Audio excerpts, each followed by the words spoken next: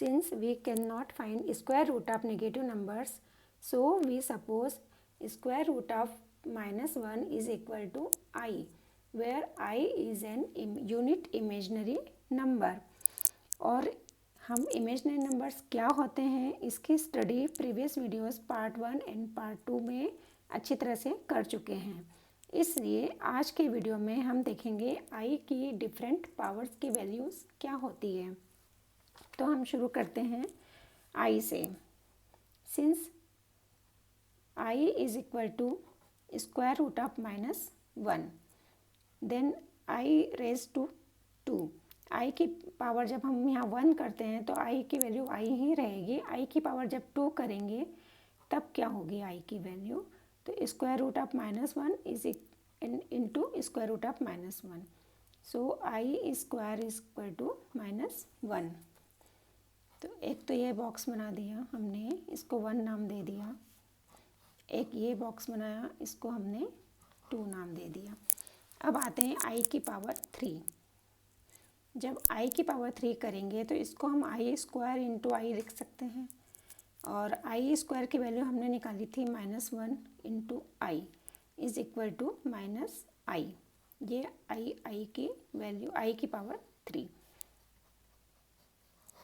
अब आई की पावर 4, आई की पावर 4 को हम लिख सकते हैं i square into i square, और आई स्क्वायर की वैल्यू है -1, so i raise to 4 equal to -1 into -1, so i की पावर 4 हुआ +1।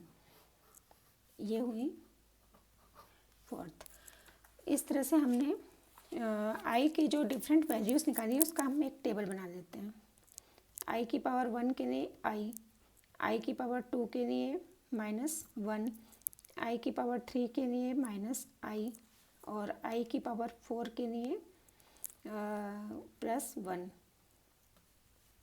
इस तरह से हमने एक चार्ट बनाया। और अब हमने क्या देखा, टोटल मिला के जो वैल्यू आई है या तो +1 -1 आई है आई की, और या तो आई है +-आई। ये देखो +आई या -आई, और +1 या फिर -1। इस तरह के हमें 4 तरह की वैल्यू मिली है, +1 -1 +आई -आई। अब हमको ये देखना है कि क्या आई की हायर पावर के लिए, मतलब आई की पावर हम कुछ भी ले लें तो क्या ये चारों ही वैल्यू रहेंगी या कुछ और भी वैल्यू आ सकती है आई की, ये अब हम चेक करेंगे। और इंटरेस्टिंग यहाँ पर क्या है कि हम आई का कितना भी पावर ले लें हमको हमेशा आई की वैल्यू इन चारों में से ही कोई ना कोई मिलेगी। तो अब हम शुरू करते हैं आई की डिफरेंट पावर के लिए। तो आई की डिफरेंट पावर के लिए हमने जैसे सिलेक्ट किया, आई की पावर हम ले लेते हैं 537, या फिर आई की पावर ले लेते हैं 538, आई की पावर 539। इन कुछ वैल्यूज़ के लिए हम आई की वैल्यू देखेंगे क्या आती है।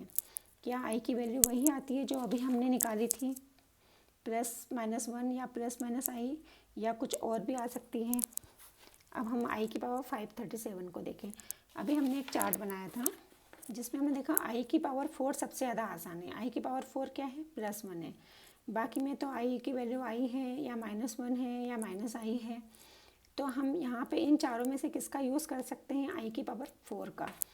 अब आई की पावर 4 का यहाँ यूज़ कैसे करेंगे, इसके लिए 537 को 4 से डिवाइड कर देते हैं। यहाँ रफ वैल्यू ले लेते हैं 537, इसको हमने 4 से डिवाइड किया। डिवाइड करना तो हम बहुत छोटी क्लास में सीख जाते हैं, इससे कोई प्रॉब्लम नहीं।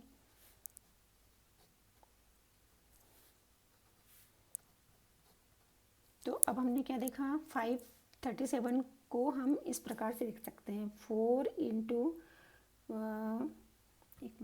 3 आएगा 134 +1, मतलब 4 का इससे इंटू करेंगे और प्लस को 1 करेंगे, +1 करेंगे तो हमको 537 मिल जाएगा। इसको हम इस तरह से लिख सकते हैं। अब यहाँ पे हमने ऐसा क्यों किया, क्योंकि आई की पावर 4 की वैल्यू कितनी होती है, आई की पावर 4 अभी हमने क्या देखा था, आई की पावर 4 क्या है, +1 है। तो आई की पावर 4 तो हुआ 1, और 1 की पावर 134 करेंगे तो कितना आएगा, 1 की चाहे जो पावर लो हमेशा 1 ही बनता है। इसको हम डिटेल में कर लेते हैं। i की पावर 4 और 134 इंटू आई की पावर ये रहा 1। i को हमने दो भागों में अलग अलग कर दिया, एक तो इतना और एक इतना। पावर जब प्लस होती है तो पावर को इस तरह से हम अलग अलग कर सकते हैं। ये भी हमने अर्ली क्लासेस में देखा हुआ है। अब i की पावर 4 कितना हुआ 1, और 1 की पावर कितनी भी रख लो 1 ही रहेगा, तो ये तो पूरा मिला के 1 हुआ। तो टोटल मिला के क्या आया i की पावर 1 मतलब i।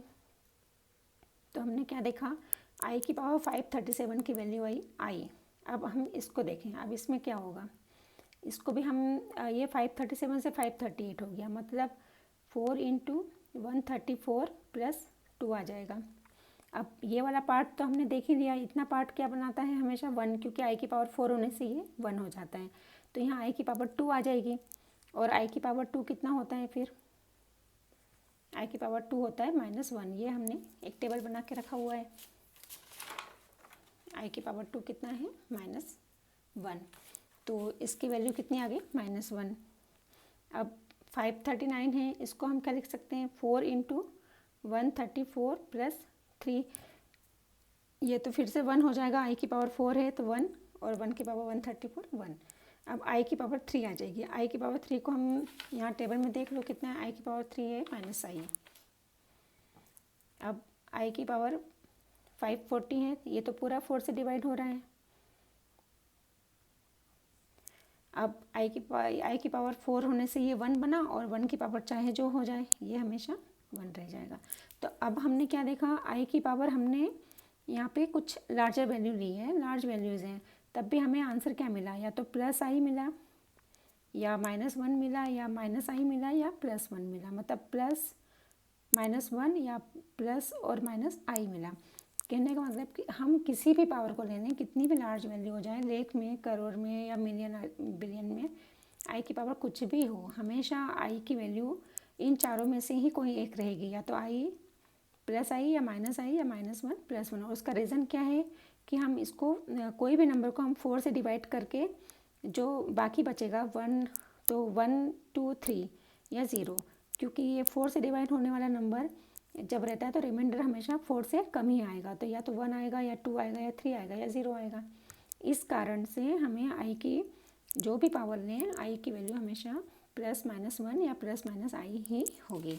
तो ये अब आपको हमेशा याद रखना है कि i की इन चारों में से ही कोई एक वैल्यू रहेगी, और ये वैल्यू भी कब कब रहती है, जब i की पावर 1 रहे तो i मिलेगा, i की पावर 2 रहे तो -1, i की पावर 3 है तो -i, और i की पावर 4 है तो +1। और इससे किसी भी क्वेश्चन को जब करें तो हमें i की पावर 4 पे सबसे ज़्यादा कॉन्सेंट्रेट करना है। तो आज का वीडियो यहीं पर, अब नेक्स्ट वीडियो में हम देखेंगे कॉम्प्लेक्स नंबर्स।